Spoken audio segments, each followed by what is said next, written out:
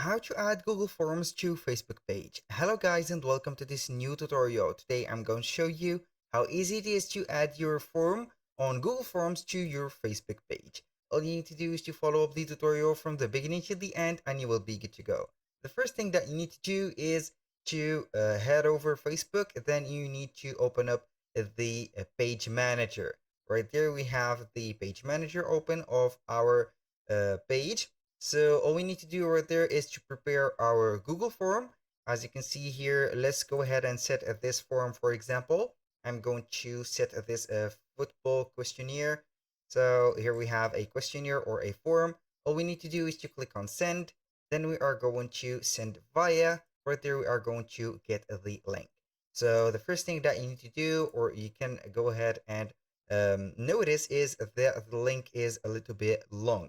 So we are going to click on shorten the link. Then we are going to click on copy.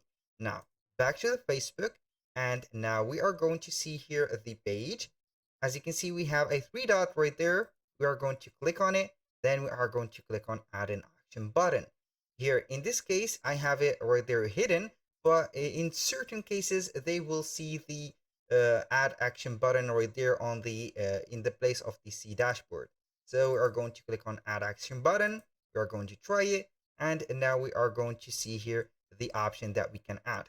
So we are going to click on sign up right here. We are going to set sign up forms.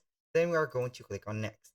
So here we have the website of, or the URL of the link right there. We are going to set up the Google form. Then we are going to click on save. Right there, we have added successfully the button of the sign up form, or also the form. Then you can see it right there to the page, and also you can demand from your friends or your family to verify that specific page. So that was all for today's video. Thank you guys for watching. I hope that you have enjoyed the content. I hope to see you soon on the next one.